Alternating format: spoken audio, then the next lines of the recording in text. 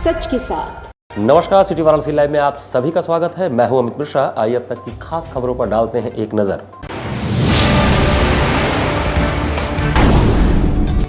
भाजपा प्रदेश अध्यक्ष भूपेंद्र सिंह चौधरी पहुंचे वाराणसी। आरक्षण सूची को लेकर सपा सुप्रीमो अखिलेश पर साधा निशाना। वाराणसी पहुंचे दिल्ली के सांसद मनोज तिवारी। मनीष सिसोदिया को लेकर दिल्ली के सीएम पर लगाया गंभीर आरोप। चितरंजन पार्क से विस्थापित किए गए व्यापारी नगर निगम प्रशासन से मिले, स्थापित करने के लिए लगाई गुहार। और विश्व गुर्दा दिवस पर ककरवत्ता स्थित ओपल हॉस्पिटल में परिचर्चा का आयोजन।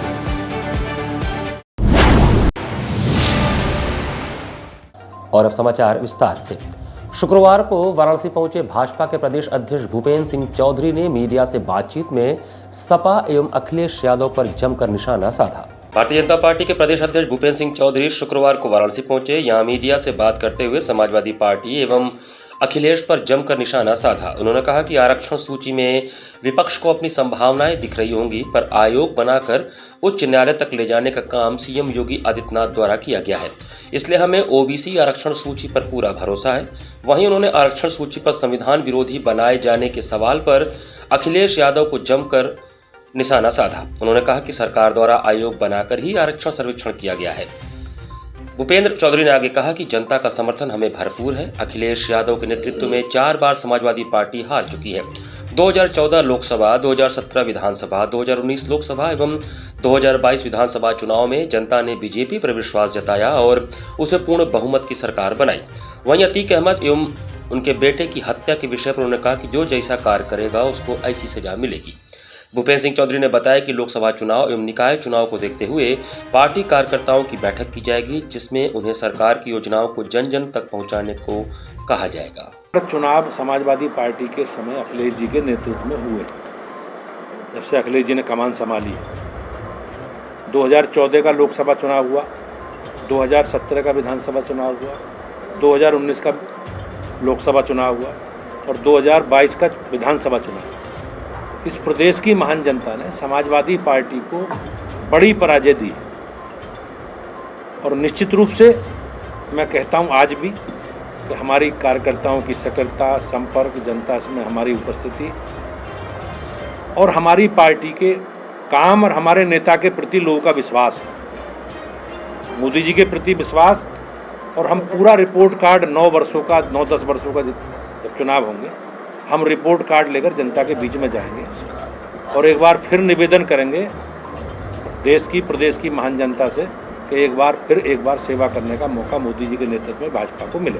सरकार ने उच्च न्यायालय के एक माननीय न्यायाधीश की अध्यक्षता में एक कमीशन बनाकर इस सारे प्रकरण को आगे बढ़ाने का काम किया। आयोग ने अपने संवैधानिक दर्जा है उसको, आयोग ने अपने रिपोर्ट सरकार को दी है और ये सब मामला माननीय उच्च न्यायालय के आदेश पर सारी चीज़ें हुई।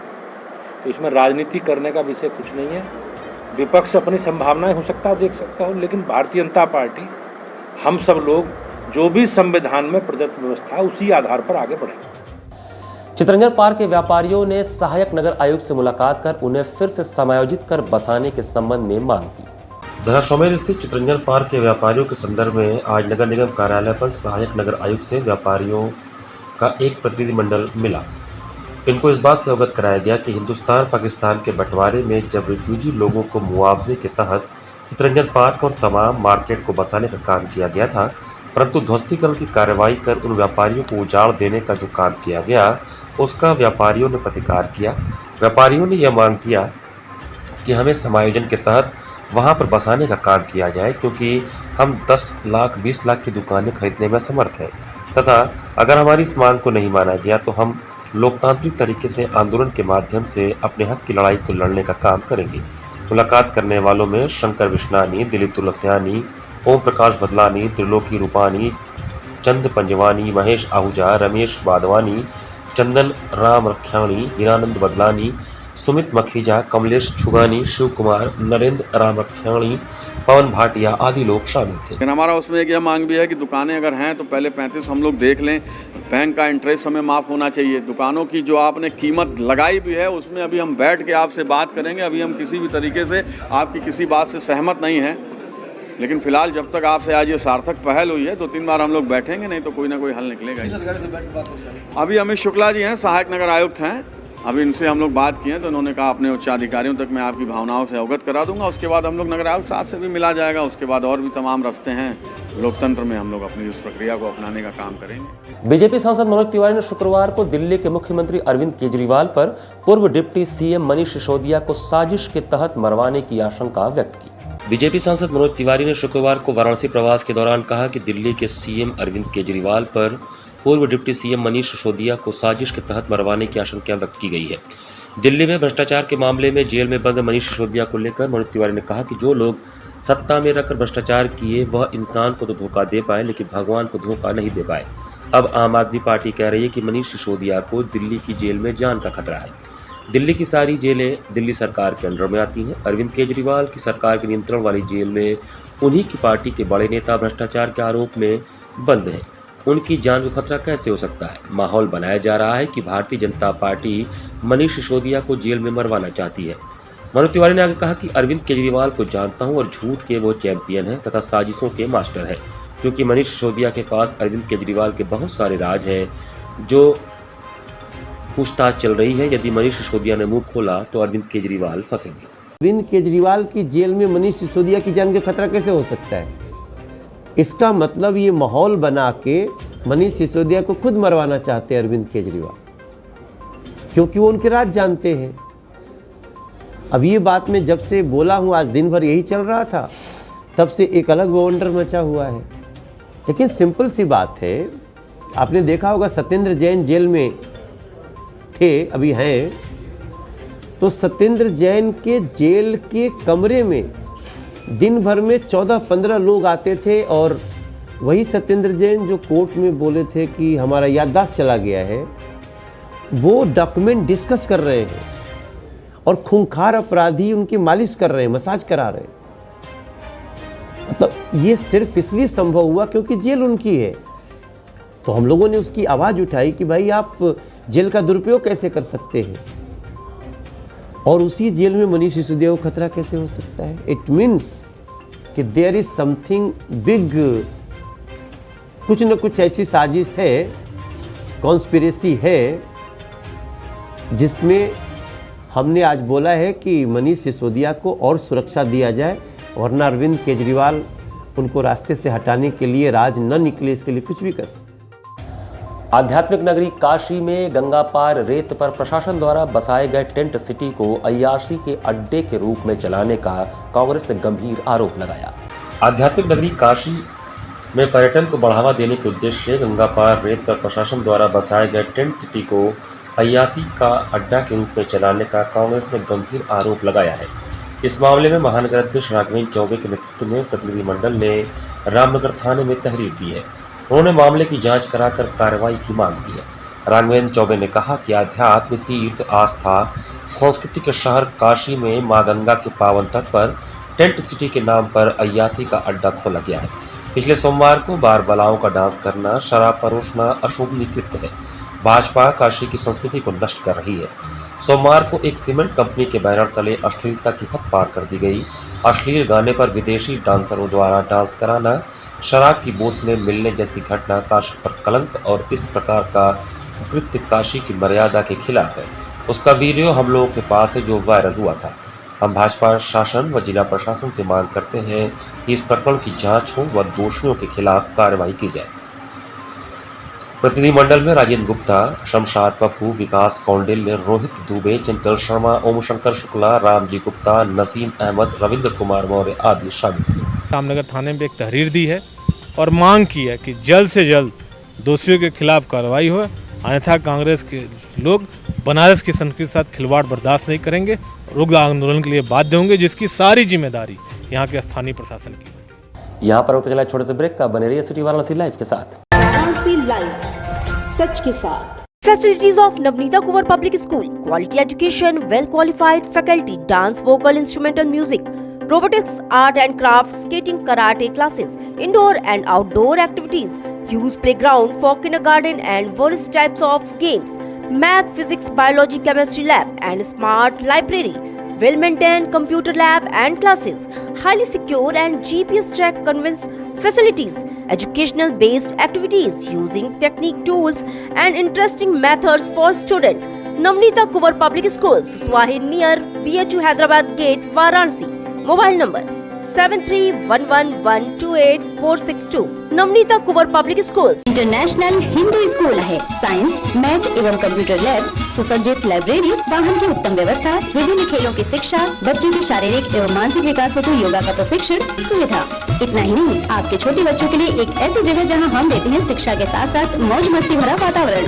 International Hindu school, Nagwa, Lanka, Varanasi. Swami Harsevanand public school, वातानुकूलित छात्र छात्राओं हेतु छात्रावास की सुविधा, हरितिमा युक्त खेल का मैदान, indoor game, outdoor game, NCC, ABC certificate तथा कैरियर काउंसलिंग की सुविधा, विज्ञान, कला तथा कॉमर्स के साथ वैकल्पिक विषयों की एक लंबी श्रृंखला, कम फीस में उत्कृष्टम अध्ययन की व्यवस्था, शहर की सभी भागों क्षेत्र में बस की सुविधा, विज्ञान, कंप्यूटर तथा सभी आधुनिकतम प्रयोगशाला है, ऑडियो वीडियो क्लासेस की सुविधा। Swami Harsevanand public school and hostel, शिक्षण समूह, शाखाएं हड़वाघाट, रमना, वाराणसी। Phone number 9554995413।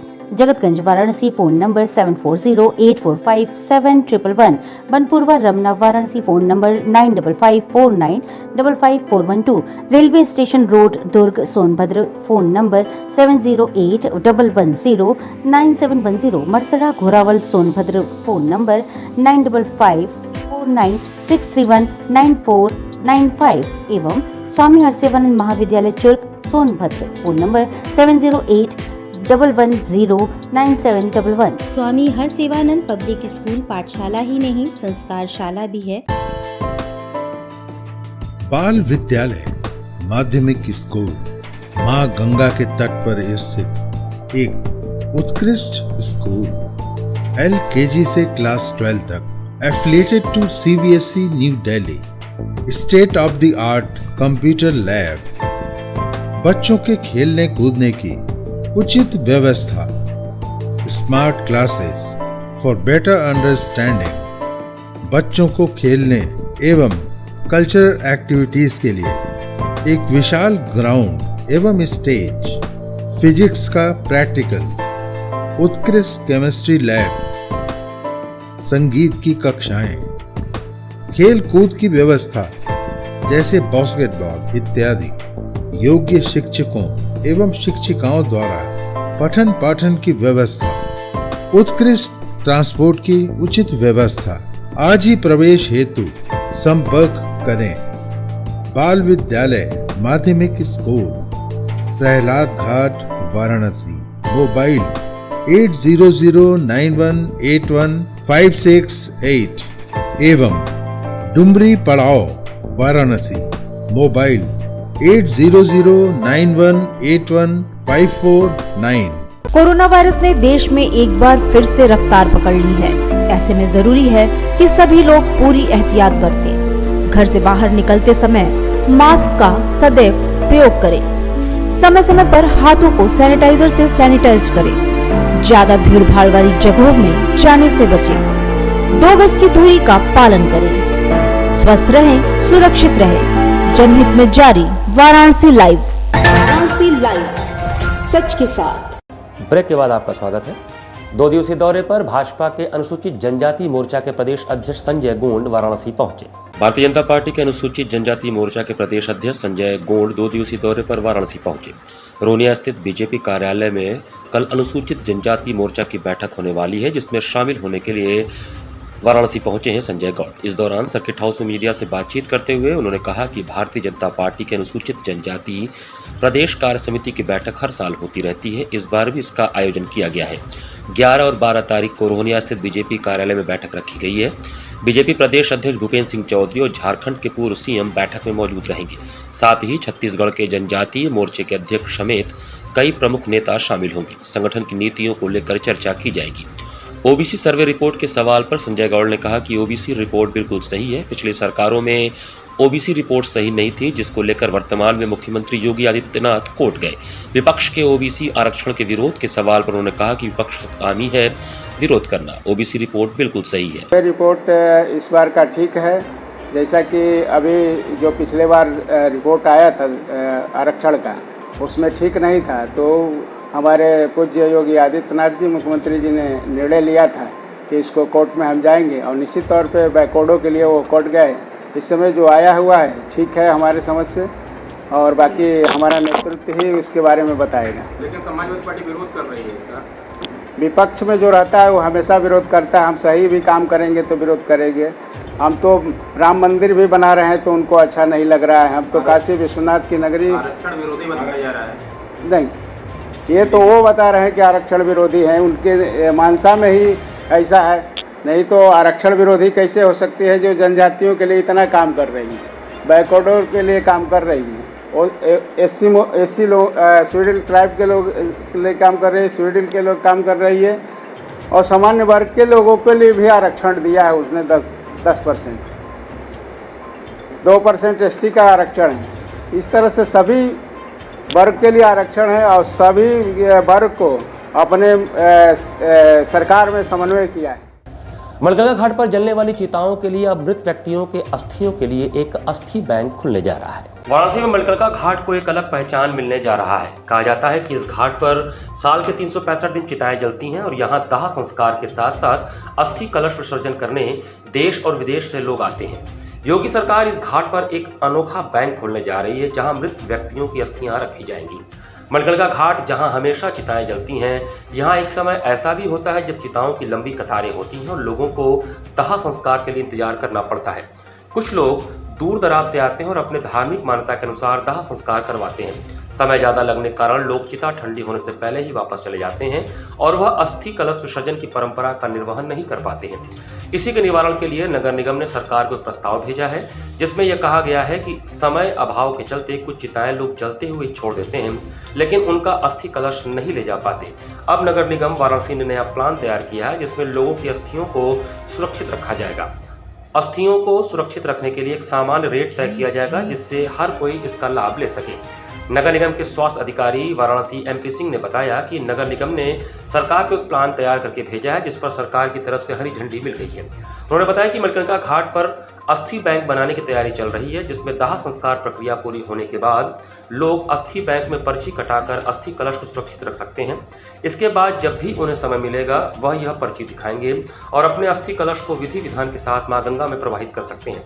उन्होंने बताया कि इसके लिए सर्वे कराया जा रहा है और जमीन की तलाश की जा रही है। जल्द ही इस काम को धरातल पर लाया जाएगा और दूर दराज से आने वाले परिजनों को इससे लाभ मिलेगा। जो अस्थियां होती हैं उनको रखने के लिए अस्थि बैंक बनाने का भी हम लोग विचार कर रहे हैं क्योंकि एक मान्यता है कि दाह संस्कार करने के बाद अस्थियों को घर नहीं ले जाया जाता। काफी लोग उन अस्थियों को दूसरी जगहों पर प्रवाहित करते हैं पवित्र नदियों में, तो उनके लिए यहाँ पे अस्थियों को रखने की व्यवस्था भी की जा रही है। तो सर अस्थि बैंक का क्या मतलब प्रोसेस क्या होगा? क्या पेमेंट वगैरह करना होगा, क्या होगा? अभी इस बारे में कोई विचार नहीं हुआ, लेकिन जहां तक हम लोग को लगता है और सरकार की भी मंशा है कि अपने नागरिकों को सारी सुविधाएं पहुंचा सके। मुझे लगता है ये सारी व्यवस्थाएं निःशुल्क या बहुत ही नाम मात्र का कोई शुल्क होगा उसके आधार पर की जाएगी। विश्व गुर्दा दिवस पर ओपल अस्पताल में एक विशेष परिचर्चा का आयोजन किया गया।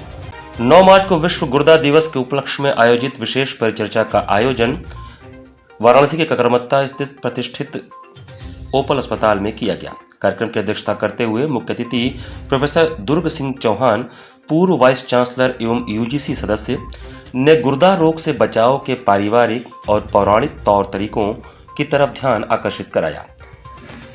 अपने लंबे शैक्षिक अनुभवों को साझा करते हुए उन्होंने बताया कि हमारी दिनचर्या सर्वोत्तम बचाव का रास्ता है। अति विशिष्ट अतिथि प्रोफेसर अमरनाथ राय, ख्यातिलब्ध शिक्षाविद, ने गुर्दा रोग से बचाव व सरकारी सहयोग तथा सहायता को विस्तार से बताया एवं गुर्दा रोग से बचाव के वैश्विक उपायों को विस्तार पूर्वक समझाया। विशिष्ट अतिथि पूर्व मंत्री उत्तर प्रदेश सरकार नीलकंठ तिवारी, विधायक, ने स्वास्थ्य क्षेत्र में होने वाले सुधारों को इंगित किया। साथ ही साथ विभिन्न सरकारी योजनाओं में आम जन को मिलने वाली सुविधाओं का विस्तृत खाका प्रस्तुत किया।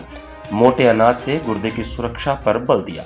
ओपल हॉस्पिटल के निदेशक गण डॉक्टर पवन जिंदल, डॉक्टर प्रमोद कुमार राय, डॉक्टर सचिंद्र नाथ राय, डॉक्टर पूनम राय ने अतिथियों का पुष्पगुच्छ एवं अंग वस्त्रम देकर स्वागत किया। गुर्दा रोग से अगर ग्रसित हो जा रहे हैं तो उनको डरने की जरूरत नहीं है। यही इस वर्ष का मुख्य उद्देश्य है कि डरे ना, और आप अपने गुर्दे खराब अगर हो रहे हैं तो डॉक्टर से संपर्क करके उसको बचाएं जितना दूर तक बच सकता है। उसके बाद अगर ख़राब हो जाते हैं तो उसका गुर्दा प्रत्यारोपण कराएं या डायलिसिस करा के भी आप 20 साल 25 साल जी सकते हैं। आप अपना परिवार का भरण पोषण कर सकते हैं। और आयुष्मान भारत या इस तरह के कई स्कीम्स आ गए हैं जिसके तहत कि फ्री डायलिसिस मिल सकती है और आगे जो है आपका परिवार जो है इसका लाभ ले सकता है। कबीरनगर दुर्गाकुंड में G20 सम्मेलन में पटरी व्यवसायियों की भूमिका पर विचार गोष्ठी के साथ होली मिलन समारोह संपन्न हुआ। कबीरनगर पार्क दुर्गाकुंड में फेरी पटरी ठेला व्यवसायी समिति के संस्थापक स्वर्गीय जवाहरलाल की जयंती के उपलक्ष्य में G20 सम्मेलन में पटरी व्यवसायियों की भूमिका पर विचार गोष्ठी के साथ होली मिलन समारोह सकुशल संपन्न हुआ। कार्यक्रम के मुख्य अतिथि पूर्व मंत्री उत्तर प्रदेश सरकार डॉक्टर नीलकंठ तिवारी ने कहा कि आगामी G20 सम्मेलन में अपनी आजीविका का ध्यान रखते हुए काशी भर के स्ट्रीट वेंडर्स एक भव्य रूप में मिसाल कायम करेंगे। वर्तमान सरकार पूरी मजबूती के साथ प्रत्येक स्ट्रीट वेंडर के साथ खड़ी है। स्वर्गीय जवाहरलाल का जीवन समाज के लिए सदा समर्पित रहा है। हम सभी उन्हें अपनी श्रद्धांजलि अर्पित करते हैं। विशिष्ट अतिथि लघु व्यापार एसोसिएशन हरिद्वार उत्तराखंड प्रांतीय अध्यक्ष संजय चोपड़ा ने कहा कि वाराणसी में स्मार्ट सिटी द्वारा वितरित मॉडल कार्ड अद्भुत है। वाराणसी में बनाए गए 66 वेंडिंग जोन देश भर में मिसाल साबित कर रहे हैं। प्रधानमंत्री स्वनिधि योजना ने कोविड-19 में स्ट्रीट वेंडरों को संबल प्रदान किया, अपने परिवार को आजीविका चलाने में साहस प्रदान किया है। कार्यक्रम आयोजक फेरी पटरी ठेला व्यवसायी समिति के संरक्षक अनिल कुमार, फेरी पटरी ठेला व्यवसायी समिति के सह आयोजक संरक्षक प्रकाश कुमार श्रीवास्तव, स्वागत अध्यक्ष फेरी पटरी ठेला व्यवसायी समिति के संरक्षक अजय सिंह बॉबी, कार्यक्रम की अध्यक्षता फेरी पटरी ठेला व्यवसायी समिति के अध्यक्ष राजेंद्र प्रसाद सिंह ने तथा धन्यवाद ज्ञापन समिति के कार्यकारी अध्यक्ष हरिशंकर सिन्हा ने और संचालन समिति के सचिव अभिषेक निगम ने किया। कार्यक्रम में मुख्य रूप से नगर निगम कर्मचारी संघ वाराणसी के अध्यक्ष मनोज कुमार, फेरी पटरी ठेला व्यवसायी समिति के संरक्षक अजय सिंह बॉबी, पार्षद शैलेश श्रीवास्तव, वाराणसी व्यापार मंडल के काशी के अध्यक्ष प्रमोद अग्रहरी, व्यापार मंडल काशी के महामंत्री सनी जौहर, नगर निगम कर्मचारी संघ के महामंत्री वाचस्पति मिश्रा, अतिक्रमण प्रभारी संजय श्रीवास्तव, पूर्वांचल महिला व्यापार मंडल के अध्यक्ष सविता सिंह समेत सैकड़ों पटरी व्यवसायी गण उपस्थित थे। पटरी ठेला व्यवसायी समिति के संस्थापक स्वर्गीय जवाहरलाल जी के जयंती के उपलक्ष्य में G20 सम्मेलन में पटरी व्यवसायियों की भूमिका और भव्य होली मिलन समारोह का आयोजन किया गया है, जिसमें पूरी स्वच्छता का ख्याल रखते हुए गुलाब की पंखुड़ी की और फूलों की होली खेली जा रही है। और G20 में हमारी क्या महत्वपूर्ण भूमिका होगी उस जिम्मेदारी का एहसास के साथ साथ हम प्रशासन शासन की मदद करते हुए अपनी आजीविका भी सुरक्षित रख पाएं, इसी सभी विषयों पर विस्तार पूर्वक चर्चा हुई है। और एक संबल प्रदान करने का काम उत्तर प्रदेश सरकार के पूर्व मंत्री वर्तमान विधायक डॉक्टर नीलकंठ तिवारी जी ने किया है और काफी अद्भुत उनका उद्बोधन रहा है, निश्चित जिससे आने वाले समय में हमको संबल और हमको मजबूती भी प्रदान होने का काम मिलेगा। इसी के साथ सिटी वाराणसी लाइव का ये संस्करण में समाप्त करते हैं। मुझे दीजिए आज्ञा, नमस्कार।